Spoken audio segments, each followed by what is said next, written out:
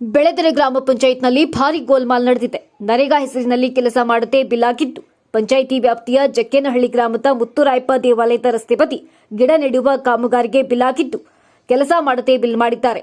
ಕ್ರಿಯಾಯೋಜನೆ ಪಟ್ಟಿಯಲ್ಲಿರುವುದು ಒಂದು ಕಡೆಯಾದರೆ, ಮತ್ತೊಂದು ಕಡೆ ಕೆಲಸ ಮಾಡಿದ್ದೇವೆ ಎಂದು ಹೇಳುವ ಪಿಡಿಒ 6 ಲಕ್ಷದ ಕಾಮಗಾರಿಯಲ್ಲಿ ಸುಮಾರು 30,000 ಬಿಲ್ ಮಾಡಿದೆ. 8 ತಿಂಗಳ ಹಿಂದೆ ಗುಂಡಿ ತೆಗೆದು ಗಿಡ ನೆಡುವ ಗೋಜಿಗೆ ಹೋಗದೆ ತೆಗೆದ ಗುಂಡಿ ಸಂಪೂರ್ಣ ಮುಚ್ಚಿಕೊಂಡಿದೆ. ಇನ್ನು ನರೇಗಾದಡಿ ನಾಮಕಾವಸ್ತಿಗೆ ಕಾಮಗಾರಿ ಮಾಡಿ ಬಿಲ್ ಪಾವತಿ ಮಾಡಿಕೊಳ್ಳುತ್ತಿರುವ ಗ್ರಾಮ ಪಂಚಾಯಿತಿ ತಾಲೂಕಿನ ಬೆಳೆದರೆ ಗ್ರಾಮ ಪಂಚಾಯಿತಿಯಲ್ಲಿ ಭಾರಿ ಗೋಲ್ಮಾಲ್ ನಡೆದಿದೆ. ಅಭಿವೃದ್ಧಿ ಅಧಿಕಾರಿಗಳನ್ನ ಈ ವಿಚಾರವಾಗಿ ಪ್ರಶ್ನೆ ಮಾಡಿದರೆ, ನಾನು ಬಂದು ಕೇವಲ 6 ತಿಂಗಳು ಆಗಿರುವುದಷ್ಟೇ, ಹಳೆ ಪಿಡಿಒ ಮಾಡಿರುವುದು ಅವರನ್ನೇ ವಿಚಾರಿಸಿ ಅಂತ ಉಡಾಫೆ ಉತ್ತರ ನೀಡುತ್ತಾರೆ. ಗ್ರಾಮ ಪಂಚಾಯಿತಿ ವ್ಯಾಪ್ತಿಯ ಜಕ್ಕೇನಹಳ್ಳಿ ಗ್ರಾಮದ ಸರ್ವೆ ನಂಬರ್ 70-71ರಲ್ಲಿ ನರೇಗಾ ಕಾಮಗಾರಿಯಡಿ 250 ಗುಂಡಿಗಳನ್ನು ತೆಗೆಸುವುದು ಎಂದು ಕಾರ್ಯತಂತ್ರ ರೂಪಿಸಿ ಕೇವಲ 150ರಿಂದ 160 ಗುಂಡಿಗಳನ್ನು ಮಾತ್ರ ತೆಗೆಸಿ ಬಿಲ್ ಮಾಡಿಕೊಂಡಿದ್ದಾರೆ. ಇನ್ನು ಈ ಗುಂಡಿಗಳನ್ನು ತೆಗೆಸಿ 8ರಿಂದ 9 ತಿಂಗಳಾಗಿದ್ರೂ ಯಾವುದೇ ಸಸಿಗಳನ್ನು ನೆಟ್ಟಿರುವುದಿಲ್ಲ. 150 ಗುಂಡಿಗಳು ತೆಗೆದರೂ 1ರಿಂದ ಅರ್ಧ ಅಡಿ ಮಾತ್ರ ತೆಗೆದಿದ್ದಾರೆ. ಈ ಪಂಚಾಯಿತಿ ವ್ಯಾಪ್ತಿಯಲ್ಲಿ 5-6 ಇಟ್ಟಿಗೆ ಫ್ಯಾಕ್ಟರಿಗಳಿದ್ದು, ಇಟ್ಟಿಗೆ ಫ್ಯಾಕ್ಟರಿಗೆ ಅಕ್ಕಪಕ್ಕದ ಕೆರೆಕಟ್ಟೆಗಳಲ್ಲಿ ಮಣ್ಣು ತೆಗೆದು ಬಳಸಿಕೊಳ್ಳುತ್ತಿದ್ದಾರೆಂದು ಗುಮಾನಿ ಸ್ಥಳೀಯರು ವ್ಯಕ್ತಪಡಿಸಿದ್ದಾರೆ. ಎಕ್ಸ್ಪ್ರೆಸ್ ಕೆನಲ್ ಮಾಡಿಕೊಳ್ಳೋದ್ರಿಂದ ಈ ತಾಲೂಕಿನಲ್ಲಿ ನಾವು ಉಗ್ರ ಹೋರಾಟ ಮಾಡಬೇಕು. ಮತ್ತೆ ಯಾವುದೇ ಕಾರಣಕ್ಕೂ ಚಾನಲ್ ಆಗಕ್ಕೆ ಬಿಡಬಾರ್ದು, ಇದನ್ನು ಚಾನಲ್ ಮುಚ್ಚಬೇಕು ಅನ್ನೋ ರೀತಿಯಲ್ಲಿ ನಾವು ಹೋರಾಟ ಮಾಡ್ತೀವಿ. ಈ ಹೋರಾಟ ತುಮಕೂರು ಜಿಲ್ಲಾ ಹೋರಾಟ.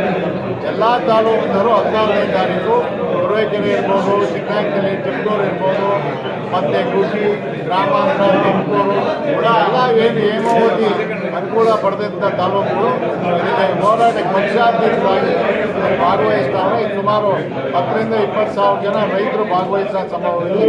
ಯಾವುದೇ ಕಾರಣಕ್ಕೂ ಬಿಡಲ್ಲ. ಇದು ಉಗ್ರ ಹೋರಾಟ. ಎಲ್ಲ ಪಕ್ಷದವ್ರನ್ನೂ ಮುಖಂಡರುಗಳು ಕರೆಸ್ತಾರೆ. ರೈತರುಗಳು, ಸಂಬಂಧಪಟ್ಟ ರೈತರುಗಳು, ಅವ ಪಕ್ಷದ ಎಲ್ಲ ಮುಖಂಡರುಗಳು ಕರೆಸಿ ಹೋರಾಟ ಇದು ಇಲ್ಲವರೆಗೂ ಹೋರಾಟ. 14ನೇ ತಾರೀಕು ಪ್ರಾರಂಭ. ಇದನ್ನು ನಾವು ಉಗ್ರ ಸ್ವರೂಪಕ್ಕೆ ಹೋಗಿದೆ. ಸರ್ಕಾರ ಏನು ನಮ್ಮ ಮಾತು ಕೇಳದೆ ವಾಮಾ ಮಾರ್ಗದಲ್ಲಿ ಪ್ರಯತ್ನ ಮಾಡಿದೆ, ಕೆನಲ್ ಮುಂದುವರಿಸೋ ಪ್ರಯತ್ನ ಮಾಡಿದೆ. ನಾವು ರೈತರ ಒಕ್ಕೂಟ ಎಲ್ಲ ಸಂಘದ ಪದಾಧಿಕಾರಿಗಳು, ಎಲ್ಲ ಪಕ್ಷದ ಮುಖಂಡರುಗಳು ತೀರ್ಮಾನ ತಗೊಂಡು ಈ ಚಾನಲ್ ಮುಚ್ಚಬೇಕು ಅಂತೇಳಿ ನಾವು ತೀರ್ಮಾನ ತಗೊಂಡಿದ್ದೀವಿ. ಮೊದಲನೆಯದಾಗಿ ಅವತ್ತು 16ನೇ ತಾರೀಕು ಸರ್ಕಾರಕ್ಕೆ ಒತ್ತಡ ಹಾಕ್ತೀವಿ. ಈ ಚಾನಲ್ ಯಾವುದೇ ಕಾರಣಕ್ಕೂ ಹಾಕ್ಕೊಡ್ದು, ಇದು ನಮ್ಮ ಮಾರ್ಗವಾಗುತ್ತೆ ನನ್ನ ಜಿಲ್ಲೆಗೆ, ನನ್ನ ವಾಮಾ ಮಾರ್ಗ ನಿಲ್ಲಿಸಬೇಕು ಅಂತ ನಾವು ಒತ್ತಡ ಹಾಕ್ತೀವಿ. ಕೇಳಿದ್ರೆ ಚಾನಲ್ ಮುಚ್ತೀವಿ.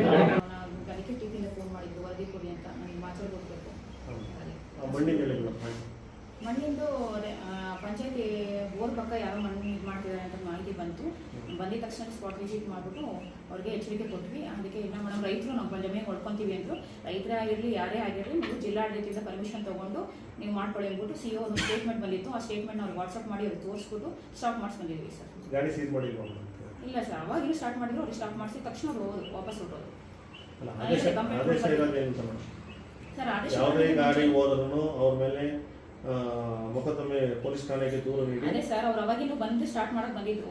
ಇನ್ನೂ ಮಾಡಿರಲಿಲ್ಲ ಕೆಲಸಗಳನ್ನ. ನಮಗೆ ಕಂಪ್ಲೇಂಟ್ ಬಂದಾಗ ನಾನು ಅವಾಗ ಆ ಮೊಮೆಂಟ ಸ್ಟಾಪ್ ಮಾಡಿ, ನೀವು ಏನಾರು ಕಂಟಿನ್ಯೂ ಮಾಡಿದ್ರೆ ಪೊಲೀಸಿಗೆ ಕಂಪ್ಲೇಂಟ್ ಕೊಡ್ತೀವಿ ಅಂತ ಹೇಳಿದ್ವಿ. ಆಯಿತು ಅಂತ ಹೇಳ್ಬಿಟ್ಟು ಅವ್ರು ಅವಾಗಲೇ ಸ್ಟಾಪ್ ಮಾಡಿ ಅವಾಗ ನಮ್ಮ ಮುಂದೆ ಗಾಡಿ ತೊಗೊಂಡು ಹೋದ್ವಿ. ಅದೊಂದೇ ನಮಗೆ ಒಳ್ಳೆ ಮಾಹಿತಿ ಬಂದಿರೋದು. ಇನ್ನು ಬೇರೆ ನೀವು ಹೇಳಿದ್ರೆ ಬೇರೆ ಯಾವುದೋ ಮಾಹಿತಿ ನಮಗೆ ಬಂದಿಲ್ಲ. ಕೆರೆಗಳಿಂದ ಇಟ್ಟಿಗೆ ಫ್ಯಾಕ್ಟರಿಗಳಿಗೆಲ್ಲ ಮಣ್ಣು ಹೋಗ್ತದೆ, ಅದು ನಿಮ್ಗೆ ಯಾವುದೋ ಇಲ್ಲಿವರೆಗೂ ನಮ್ಗೆ ಯಾವುದೋ ಮಾಹಿತಿ ಬಂದಿಲ್ಲ ಸರ್. ನಮ್ಮ ಮಾಹಿತಿ ಬಂದರೆ ನಾವು ತಕ್ಷಣ ಇಮಿಡಿಯೇಟ್ ಆಗಿ ಅಟೆಂಡ್ ಮಾಡಿ. ನಿಮ್ಮ ಸ್ಥಳೀಯ ಗ್ರಾಮ ಪಂಚಾಯತ್ ಸಿಬ್ಬಂದಿಗಳು ಏನು ಮಾತಾಡ್ತಾರೆ? ಈಗ ಆಲ್ರೆಡಿ ಇದಕ್ಕೆಲ್ಲ ಹೊಡಿತಾ ಇರ್ತಾರೆ, ಲೇಔಟ್ಗೆ ಆಗಿರ್ಬೋದು ಅಥವಾ ಫ್ಯಾಕ್ಟ್ರಿನ ಹೊಡಿತಾ ಇರ್ತಾರೆ. ಯಾಕೆ ನಿಮ್ಗೆ ಗಮನ ತರಲ್ವಾ?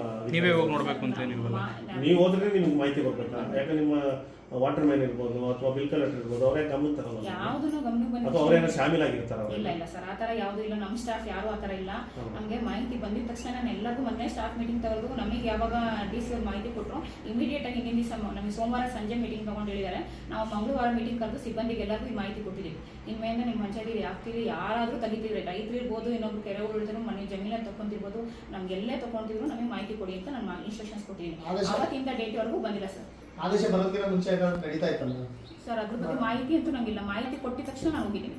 ಮಾಹಿತಿ ಕೊಟ್ಟಿದ್ದನ್ನು ನಾವು ತಕ್ಷಣ ಇಮಿಡಿಯೇಟ್ ಅಟೆಂಡ್ ಮಾಡಿದ್ವಿ. ಅವತ್ತೇ ಸ್ಟಾಪ್ ಮಾಡಿದ್ವಿ. ಇಮಿಡಿಯೇಟ್ ಆಗಿ 1/2 ಅವರಲ್ಲಿ ಸ್ಟಾಪ್ ಮಾಡಿ ಇವಾಗ ಮಾಹಿತಿ ಕೊಟ್ಟಿದ್ದೀನಿ. ಇಲ್ಲ ಸರ್, ಈ ಥರ ವಾರ್ನ್ ಮಾಡಿ ಬಂದಿದ್ದೀವಿ, ಅವ್ರು ವೆಹಿಕಲ್ ತೊಗೊಂಡೋದ್ರು, ವಾಪಸ್ ತೊಗೊಂಡೋದ್ರು. ನಮ್ಮನ್ನೇ ತೊಗೊಂಡು ನಮ್ಮ ಏನು ಪಕ್ಷಾತೀತವಾದ ಸಭೆ ಸೇರಿದ್ವಿ, ಅದಕ್ಕೆ ತೀವ್ರವಾದ ವಿರೋಧ ಇದೆ. ರೈತರದು ಎಲ್ಲರದ್ದು ವಿರೋಧ ಇದೆ.